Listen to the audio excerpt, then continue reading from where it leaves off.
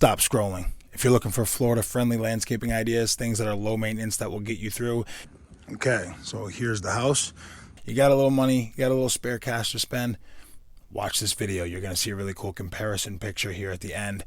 Got a little rained out, didn't get all the info out there, didn't get everything filmed, but this tree's coming out. Everything's coming out. We're extending the bed. Stick around, hit the subscribe button. If you like what you see, we're right here in Jacksonville, Florida. Take a look. Making another bed here for a tree. This bed's getting extended a little bit. We're going to put some Robolini palms there, Robolini over there, a bunch of bird of paradise, crotons, all the stuff I showed you yesterday. So I'm going to start digging this crap out now. Need a shovel. Let's get on with it. So first thing you notice is this point right here is a little bit too sharp. You got this nice bubble, and then you got a point, and then kind of like a straight, kind of straight, semi-curved line. We're gonna curve it out a little bit more and make the indent kind of in line with this, coming off of here, like that. But first, let's use the edger.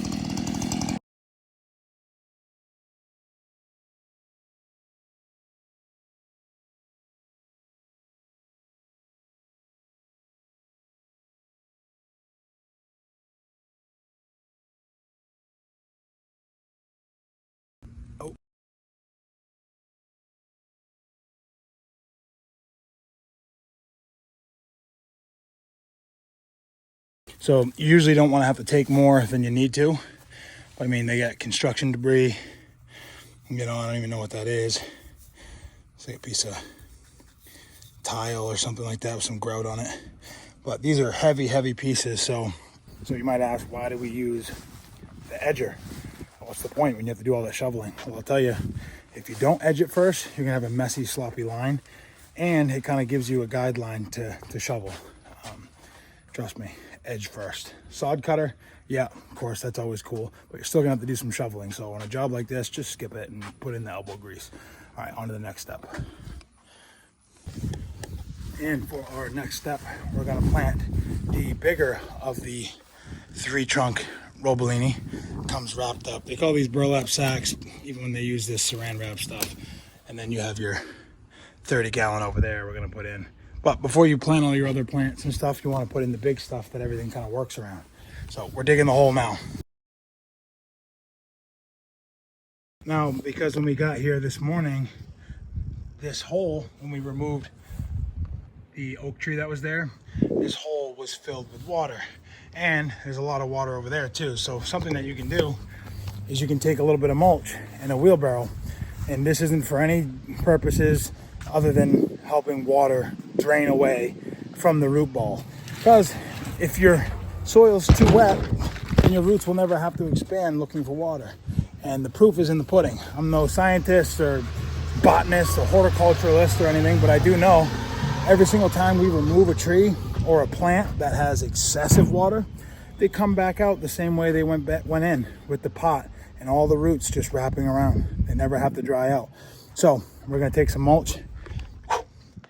Some people may say, oh, that's pine, that's acidic. Dude, chill out, it works, okay? That's what we're doing. You don't get a ton, just a little bit, like that. Do this, 2 shovels, 3 actually. Just like put some at the bottom, and then some around the top. 4.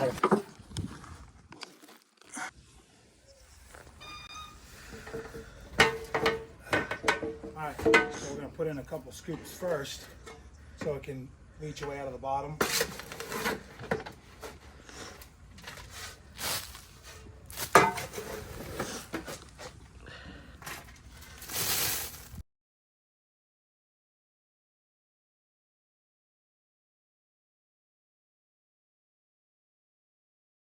Now that you got your palm tree in, remember the old saying that I, learned quite recently when it comes to certain trees: plant it high and it won't die. Now this is by no means high at all, but don't be mistaken by these roots, because sometimes when these things are kept in pots or even in the ground where they don't have a lot of root room to develop, you can see where the old soil used to be, and these things just push themselves out of the ground. You'd screw yourself if you planted it up here.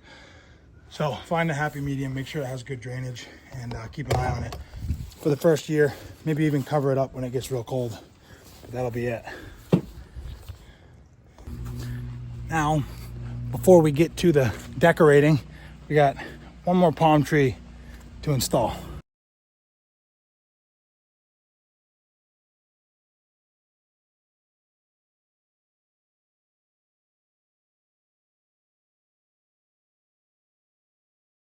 Another palm tree installed. Just be prepared.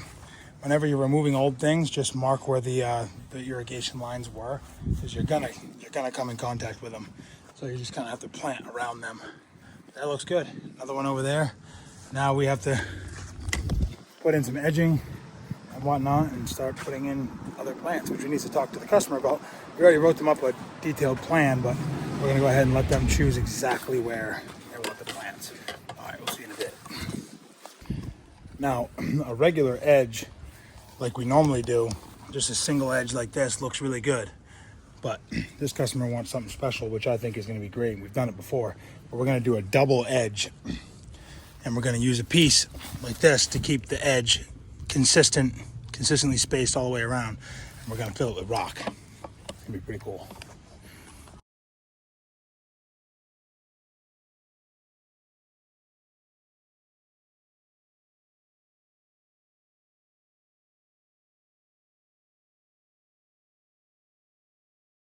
Like I said, a couple steps here and there, deal with some rain, and then you got this. Got the same thing over here. Right, nice little palm. Throw in some double edging. Yeah, it looks nice. The double birds.